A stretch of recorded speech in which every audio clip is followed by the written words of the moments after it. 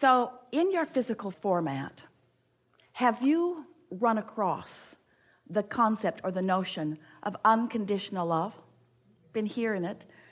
A lot of people talk about it. Hardly anybody gets it. Most think that unconditional love means look at a condition that is horrible and love it.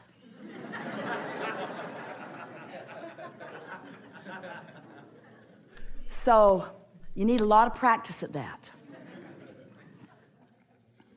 But you can't look at unwanted and be a vibrational match to wanted, so you're never able to accomplish that. That's what makes you want to define things and explain things. But we want you to understand that what unconditional love is, we're going to make it easier for you. Unconditional love, unconditional clarity, unconditional appreciation, unconditional alignment, because love and appreciation and clarity and eagerness and all of those words that describe good feeling, they all mean alignment with source, and that's what love is.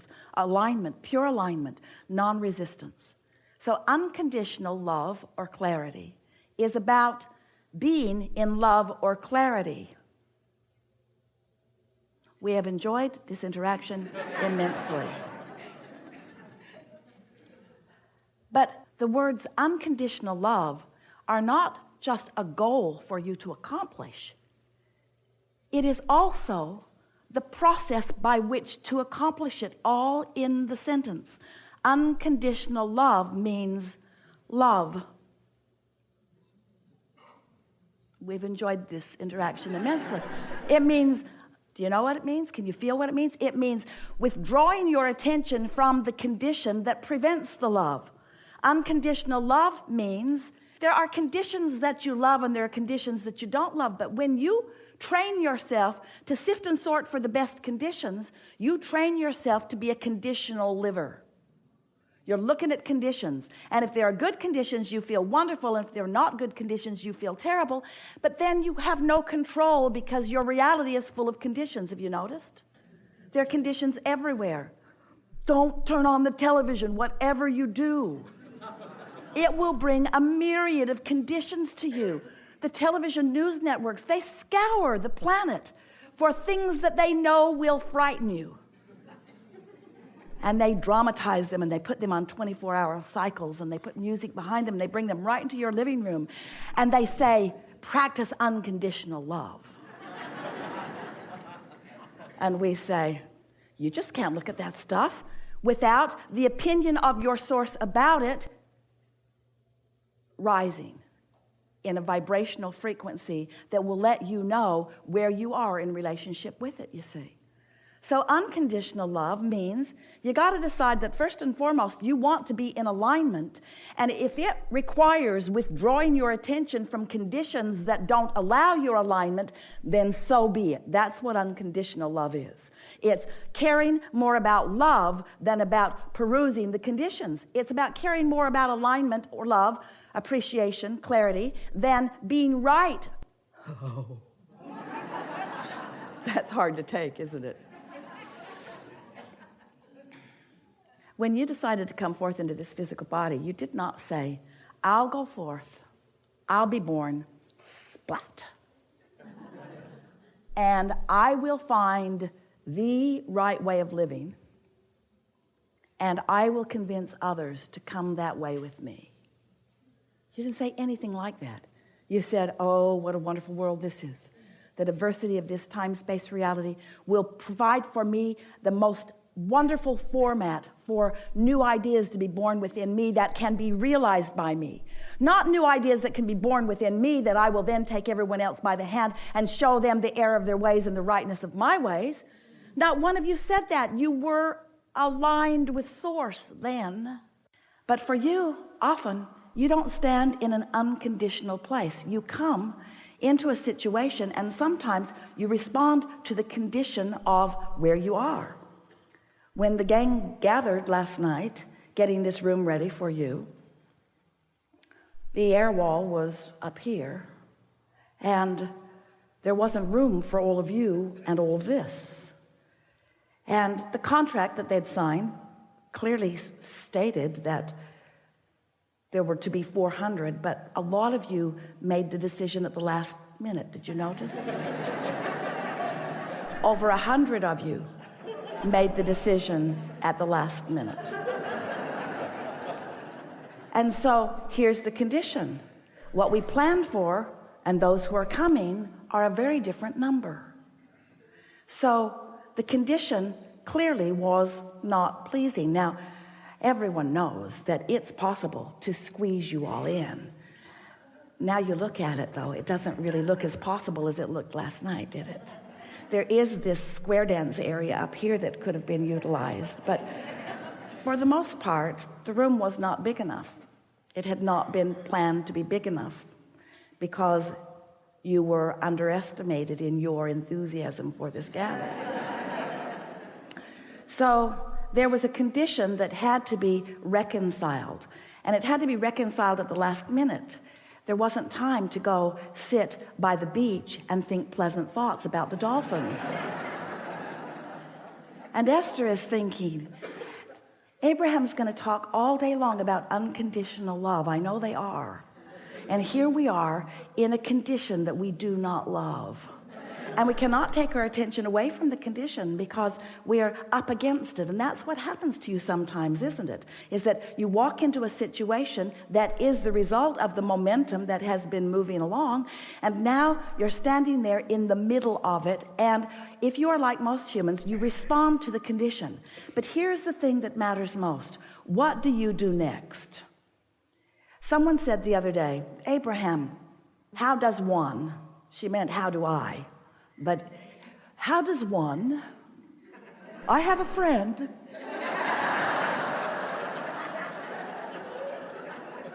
How does one get rid of doubt? And we said, you get rid of it before you get it, which is totally annoying. Because once you've got it, Abraham, you squirrely ghost. How do you get rid of doubt? Well, doubt is the way you feel when you're focused upon something and have been for a while that you believe that is contrary to who you really are and what you really want. All negative emotion means exactly that. Your life has caused you to expand into a new vibrational becoming. How do those words set with you? Do you like knowing that you are constantly becoming something that is more? But the tricky thing about that is, since you are constantly becoming something that is more, you've got to vibrationally figure out how to vibrationally keep up with what you have vibrationally become. Did we mention that you're vibrational? In other words, you cannot expand as life will constantly cause you to do and not keep up with your own expansion and feel good at the same time. So you have to care about the way you feel. That's the way you keep up with your expansion. But caring about the way you feel means doing something about the way you feel regardless of the condition. And that's where the term unconditional love comes in. Humans have been using the phrase for a very long time, and hardly any of you really understand what it means. You think unconditional love means look at some rascal who is really behaving in a bad way and just don't say anything about it. Don't rat him out. Don't talk to somebody else about him. Don't get him fired. Just love him unconditionally as you despise his behavior and most other things about him.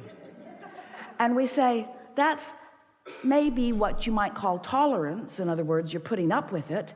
You're not freaking out about it, but it is not unconditional, because this condition that you are focused upon is an opinion that differs from the opinion that the source within you holds about it, because the source within you is holding an unconditional point of view.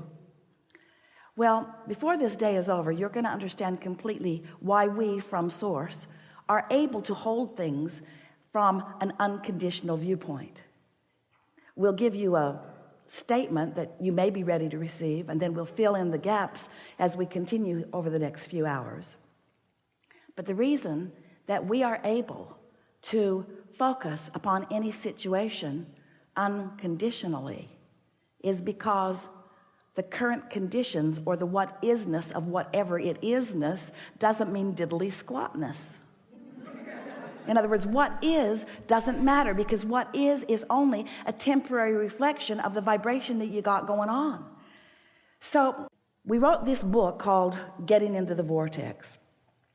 And you listened to us for a while about it with an enormous amount of patience, we thought, because we're telling you, just get in the vortex, get in the vortex. That's where everything you want is. And then you began getting a little feisty with us, demanding things like, how do we get into the vortex? And we would say to you, everything you want is in there. Everything that you want. Your lover is there. Your lovers are there. All of the money that you want is there. That new car that you want is there. Everything that you want is there. Everything that you want, everything that you have become in terms of desire is there. And then you began saying things to us like, well, okay, I accept that there is a reality. You wave Esther's arm around and you look at something that we can't see, and you tell us that everything that we want is in there. So just tell me, Abraham, how do I get my money out of the vortex and into the bank? How do I turn this airy-fairy vibrational reality into reality that I can see and hear and smell and taste and touch? I want to drive it, and I want to sleep with it, and I want to spend it.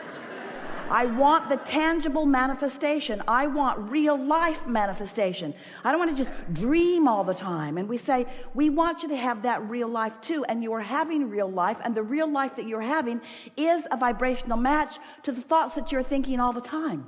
We're just suggesting that you could, if you care about the way you feel, close that gap between your dreams and desires and who you really are and what you are allowing into your experience.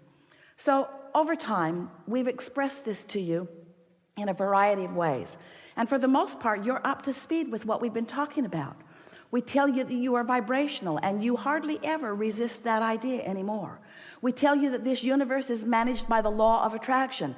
The law of attraction manages vibrations. You can't set your radio dial on 98 FM and hear what's being broadcast on 101 AM. In other words, the frequencies have to match up. And if they don't, the transmitter and the receiver aren't on the same frequency, then the receiver doesn't receive what the transmitter is transmitting. It's just simple laws of physics. And law of attraction is exactly the same way. You can't set your dial on Henri and have lovely things come into your experience. They are different vibrational frequencies.